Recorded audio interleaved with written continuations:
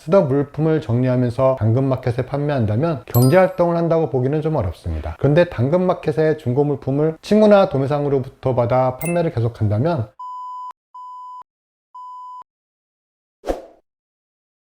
오빠가 군대 가면서 놔두고 간 오빠 물건을 당근마켓이나 번개장터에 올려 판매한다면 사업자 등록을 해야 할까요? 정부는 세금을 거두기 위해 사업자 등록을 하고 있습니다. 모든 사람이 물건을 사고 팔 때 사업자 등록을 해야 할까요? 세법에서 사업자 정의는 영리 목적과 상관없이 계속 반복적이고 독립적으로 경제활동을 할 때 사업자로 보고 있습니다. 쓰던 물품을 정리하면서 당근마켓에 판매한다면 경제활동을 한다고 보기는 좀 어렵습니다. 그런데 당근마켓에 중고 물품을 친구나 도매상으로부터 받아 판매를 계속한다면 사업성 있는 걸로 볼 수 있습니다. 그럼 몇 번을 거래해야 계속 반복적이라고 할 수 있을까요? 세법에서는 명확히 나와 있지는 않습니다. 금액이나 빈도에 따라 개별적으로 판단해야 합니다. 가령 가지고 있던 옷을 1,000원에 여러 번 판다면 사업성이 있다고 보기는 어렵지만 학교에서 중고 노트북을 수거해서 업그레이드 시킨 후 계속 판매한다면 사업성이 있다고 볼 수 있습니다. 사업자 등록을 한다는 건 부가가치세와 소득세를 내야 한다는 의미입니다. 사업자 등록 없이 사업을 하다 걸리면 부가가치세와 소득세 그리고 가산세를 물어야 합니다. 그래서 네이버 스토어 같은 오픈마켓에서 사업자 등록 없이 개인 자격으로 물건을 판매하다가 세금을 추징당한 사례가 빈번했습니다.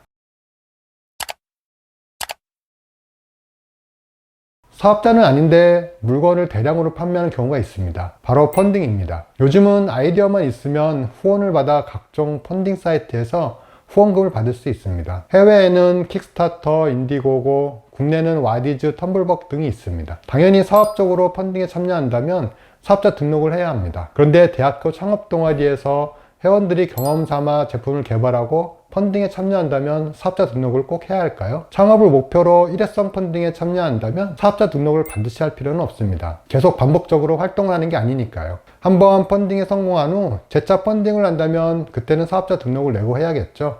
또한 펀딩의 목적이 순수 후원을 통한 수익활동이 아닌 기부활동이라면 사업자 등록을 하지 않아도 됩니다. 펀딩을 통해 이익이 남지 않고 봉사 목적이라면 사업성이 있다고 보기 어렵습니다. 예를 들어 종교 목적의 캠프를 열거나 자원봉사를 위한 배지를 제작한다든지 하는 공익활동일 경우입니다. 한 예로 가까운 지인 따님이 본인이 가지고 다닐 가방을 만들었는데 꽤 괜찮아 보여서 와디즈에 펀딩을 신청했습니다. 의외로 호응이 좋아서 목표 금액을 초과 달성했습니다. 제작하고 배송하는데 3개월 정도 걸릴 걸로 예상하는데 한 번만 하고 하지 않을 예정이라 사업자 등록을 하지 않아도 된다고 얘기했습니다. 다만 경험 삼아 만들어 보는 거지만 일정 정도 수익이 발생한다면 소득세 신고는 해야 합니다. 소득세 신고는 1년치 벌어들인 소득에 대해 다음해 5월에 신고하는 절차입니다.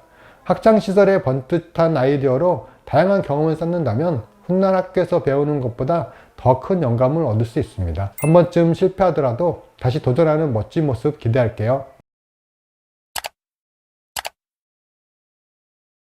감사합니다, 세무사님. 틈틈이 오빠 물건을 당근마켓에 팔아야겠어요.